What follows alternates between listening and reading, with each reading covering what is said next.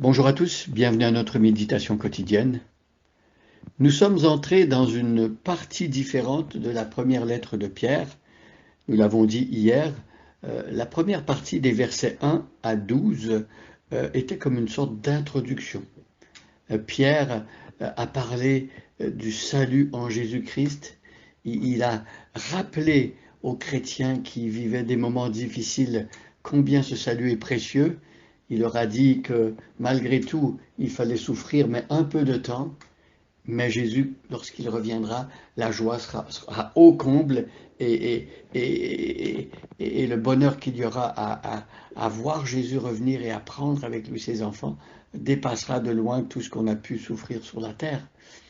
Et Pierre a rappelé aussi aux chrétiens que ce message de l'Évangile a été annoncé par les prophètes et que les anges voulaient et veulent encore, auraient aimé vivre une expérience comme celle que le chrétien vit lorsqu'il est pardonné de ses péchés, connaître cette relation intime avec Dieu par Jésus-Christ. On l'avait dit hier, les anges qui ont péché et qui ont suivi la voie de Satan n'ont pas pu avoir accès au pardon.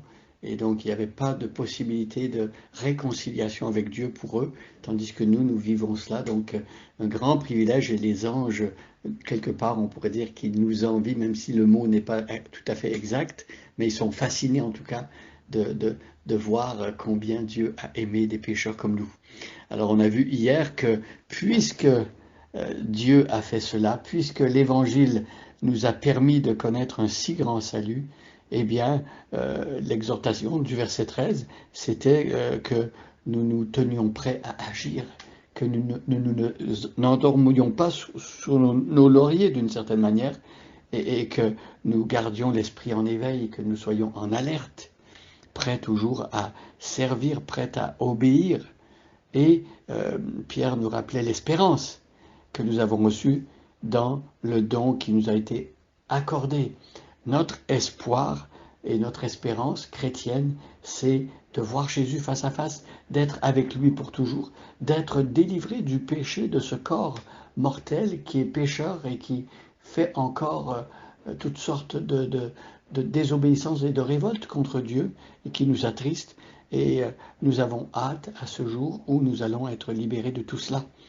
Et quand est-ce que ce jour arrivera? Eh bien, la fin du verset hier nous l'a rappelé, c'est lorsque Jésus-Christ apparaîtra. Le chrétien est un homme qui vit sur la terre, qui vit dans le présent, mais qui a les yeux portés vers l'avenir, un avenir glorieux, et qui attend Jésus-Christ qui reviendra sur des nuées très bientôt. Alors je lis maintenant le verset 14, mais je reprends le verset 13 pour enchaîner, pour avoir le contexte.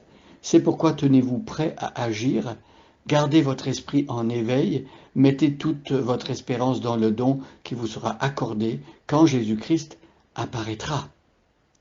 Obéissez à Dieu et ne vous conformez pas aux désirs que vous aviez autrefois quand vous étiez encore ignorants. Alors, on voit bien ici l'objectif que Pierre avait en tête quand il exhortait les chrétiens à être vigilants, à être prêts à agir, à être prêts à obéir et surtout à ne pas oublier l'espérance qu'ils ont, les chrétiens, c'est-à-dire qu'un jour ils verront Jésus-Christ face à face et seront complètement libérés du mal. Ainsi donc, au verset 14, obéissez à Dieu. Voilà l'objectif pour un chrétien, c'est de vivre pour Dieu, comme pour reprendre les paroles de l'apôtre Paul dans son épître aux Romains, de livrer ses membres comme un instrument de justice. Donc nous avons reçu une vie nouvelle, nous n'avons plus à obéir à notre ancien maître qui dominait nos vies, Satan, un tyran qui nous forçait et qui nous faisait faire des choses mauvaises, mais ces choses-là étaient déjà aussi dans notre nature et dans notre cœur. Donc on ne peut pas se dédouaner et accuser Satan en disant c'est pas de ma faute, c'est l'ennemi qui me fait faire ça. On était esclave du péché, mais maintenant on a reçu la puissance et le pouvoir d'obéir à Dieu. Et donc Pierre dit obéissez à Dieu et ne vous conformez pas aux désirs que vous aviez autrefois. Autrefois, toutes sortes désirs foisonnaient dans notre vie. Il y avait toutes sortes de désirs de la chair, des désirs, tout ce qui nous passait par la tête, il n'y avait aucun frein pour nous empêcher de le faire. Et donc ici, Pierre dit maintenant, vous avez la présence du Saint-Esprit en vous, vous avez la présence de Jésus dans votre cœur, et donc vous ne devez plus vous conformer aux désirs que vous aviez autrefois. Nous sommes des êtres nouveaux, nous avons un cœur nouveau. Dieu a implanté son esprit en nous pour changer nos désirs et pour nous amener à vouloir plaire à Dieu. Et le chrétien, il veut prier en suivant les paroles du Notre Père, que ta volonté soit faite sur la terre comme aux cieux, que ton règne vienne. Voyez? Donc obéissez à Dieu, ne vous conformez pas aux désirs que vous aviez autrefois quand vous étiez encore ignorants. Alors ici, l'apôtre Pierre le dit clairement. Pourquoi, avant de connaître Jésus-Christ et sa parole, pourquoi nous agissions comme nous le faisions? Eh bien, c'était parce que nous avions une nature pécheresse, oui, mais Pierre précise parce que la raison, c'était que nous étions ignorants.